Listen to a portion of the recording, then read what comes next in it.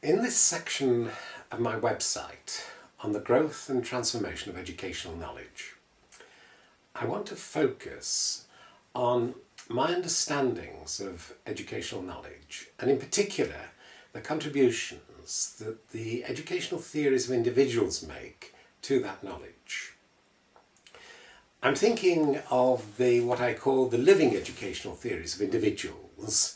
which I hold to be the explanations that you and I can produce for our own educational influence in our own learning, in the learning of others, and in the learning of the social formations in which we live and work. The reason that I think this is so significant is because our educational theories hold the values that we use to give meaning and purpose to our lives. And I believe that most of us wish to live loving and productive lives that connect our values to the future of humanity. So that I'm seeing the growth and transformation of educational knowledge in relation to not only learning, but also learning that is intimately related to those values that carry hope for the future of humanity. Now, in the course of a lifetime,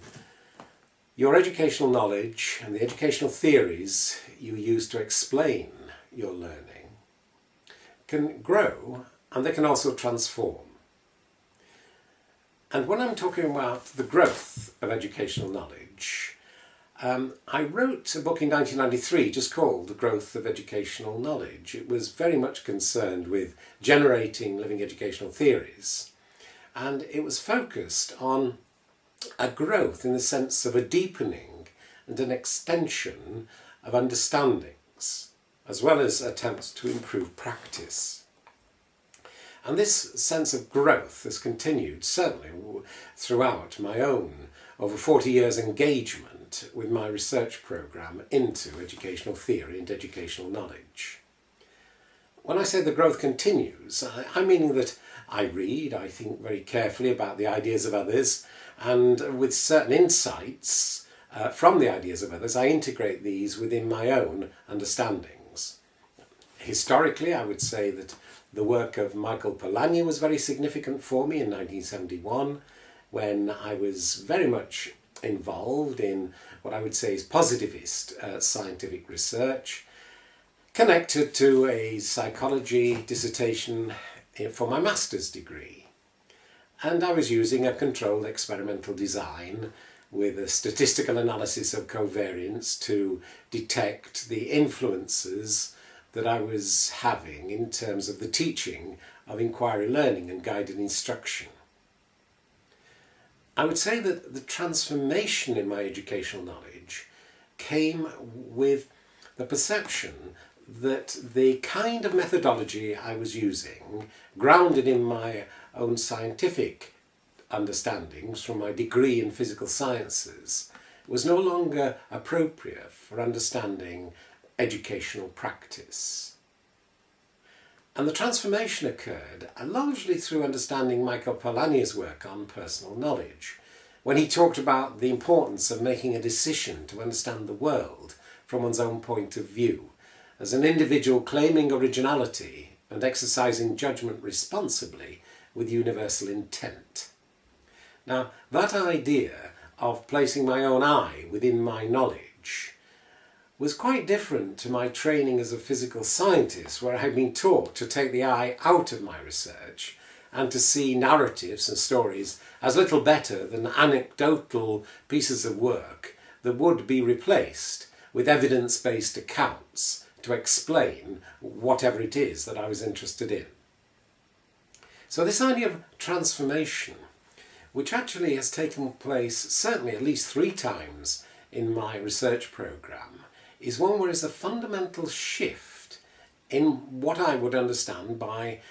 what counts as educational knowledge. So one of the transformations, which I've documented in my book on the growth of educational knowledge, was that change from being a positivist scientist, using controlled experimental designs, into a view of personal knowledge, where the individual generates their own explanation for their own educational practice.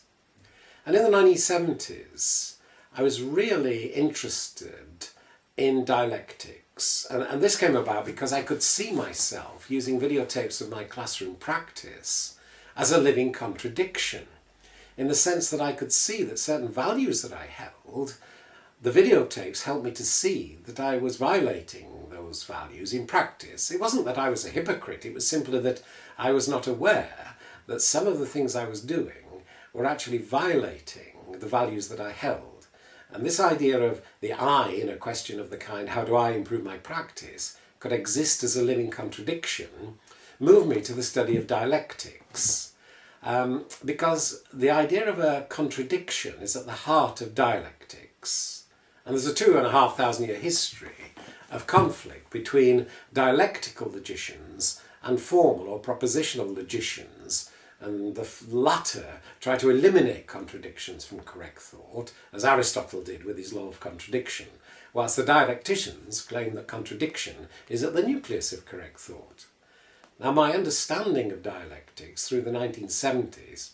was helped by a Soviet logician called Edward Ilyenko in his work Dialectical Logic, which I came across in 1978, and this transformed my understanding of dialectics, and I then worked for the next 20 years with that understanding of dialectics, and my own doctoral degree, that was the one that was successful in 1999, was actually all about a dialectical approach to educational research and knowledge creation.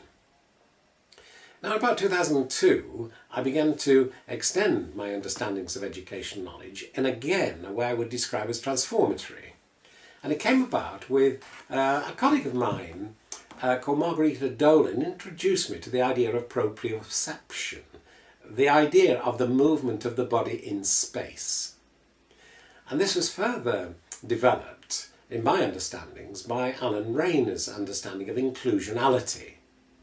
And Alan explained that inclusionality was a relational dynamic awareness of space and boundaries. And this idea of something being relationally dynamic and space and boundaries actually transformed my understandings, so that I'd moved, as I say, from a positivist researcher into personal knowledge in 1971, and then in the late 70s I transformed my understandings through dialectics, and then again in 2002 I began to transform my understandings with that relational dynamic awareness of space and boundaries. And in this particular section of my webpage, you'll be able to see some of those developments in the various papers and presentations, the keynotes that I've given around the world, and demonstrating these kind of developments, and in particular these transformations. So you'll see that if you go to the bottom of the page, you'll see my earlier updates from 2003, there's another one of 2006 and 8, and then you'll get this latest one of 2011, which includes my inaugural address, the Nelson Mandela address that I gave in Durban in 2011, which does contain my most up-to-date thinking. You can also access the 2008 paper that I published in the Educational Journal of Living Theories. Now, I do hope you will access the multimedia section. I hope you'll access it online, because I think that some of the video clips that I include in that presentation are really significant in showing a transformation in my understandings about flows of energy. I rechanneled the anger that I felt in terms of various denials, in terms of pressures to distort my sense of academic freedom, for example. There was a case where, again, I felt my sense of responsibility as an academic was actually being violated. And you'll see these narratives within that paper published in the Educational Journal of Living Theories. But as well as that, you'll see that I refer to a video clip of a keynote I gave in New York in 2008. And in that keynote, I actually rechannel the kind of anger that I was feeling about certain denials into a flow of life-affirming energy, with also the understandings of the processes that I was going through.